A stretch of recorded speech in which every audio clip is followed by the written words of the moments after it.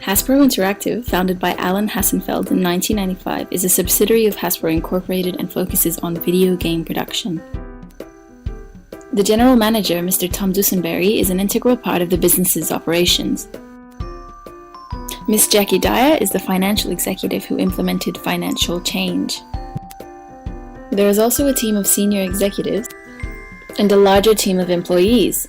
All these characters played a part in Hasbro Interactive's downfall, which will be discussed throughout. There were motivational issues that will be discussed in the next few slides.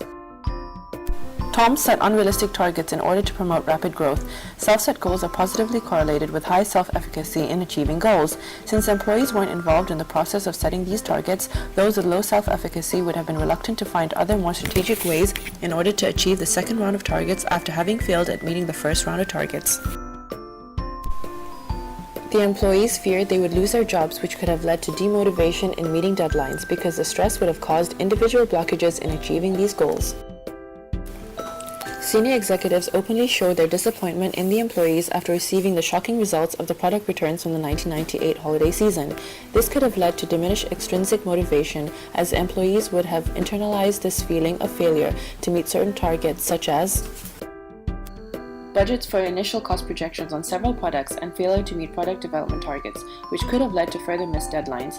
Failure leads to dissatisfaction, which in turn can lead to demotivation, which could have been another reason why further deadlines were missed. Mr. Dusenberry was appointed as sector head for Hasbro Interactive, yet he was not a good leader because he did not give his employees any feedback, which is essential for efficient goal achievement, as the employees will be able to use constructive criticism in order to make sure mistakes aren't repeated and that future targets are met. Provide training for staff so that they have the skills necessary to develop complicated technological games in time so that deadlines are met. Create more realistic targets. Leadership qualities need to be instilled in senior executives so that certain projects can be delegated to capable employees. Feedback is needed to be given to employees so they can efficiently achieve their targets without repeating the same mistakes in the future. There are a number of ethical issues that led to Hasbro Interactive's downfall. With Tom's already risk-inclined and extroverted personality, he was more prone to taking chances with limited resources available to him. He continued to reach for his overly ambitious targets even though they were unrealistic. Setting such a high target would require a number of different sources to support its practicability, but he continued the pursuit for the $1 billion sales target without any further input. Not only would this affect the business financially, but would put significant strain on employees as well, and despite the consequences of his actions, he still followed through for his own personal gain. Egoism can be applied here since Tom was pursuing his target regardless of the consequences, where his motive was primarily for his own self-interest. His method was not properly reviewed, and the company's best long-term interest was not his priority. Senior executives at the organization were correspondingly extrinsically motivated, and despite their skepticism, no objections were made to Tom's strategy because of the potential rewards they may receive. The bonus packages have undermined any process put in place that would motivate them to work otherwise. Extrinsic motivation was deemed more effective where employees associated generous rewards with higher sales targets.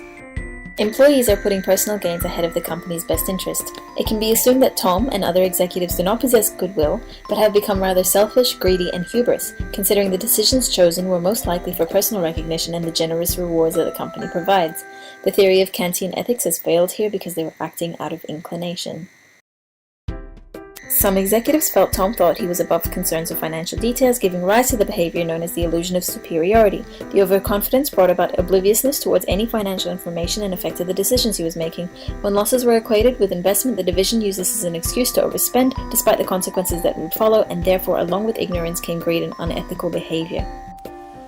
One solution would be a shift towards rewarding employees by equal use of both intrinsic and extrinsic motivators as opposed to exclusively using extrinsic.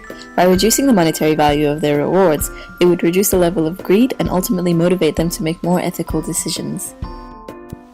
The second recommendation is an implementation of a proper hierarchy. With a suitable structure in place, decisions would not be solely made by one individual but reviewed by multiple senior executives. This not only creates transparency, but also improves communication and creates credible work within the workforce. Internal communication was one of the major concerns of the senior executives. Goals and objectives are much more achievable when the workforce is willing to commit, cooperate, collaborate, and give their best. In early 1999, Tom, being a highly ambitious general manager, took a major decision of setting up an unrealistic target of $1 billion in revenues. The decision was made without any discussion with his team or the parent company, also without considering the risks of this project. Created using Powtoon.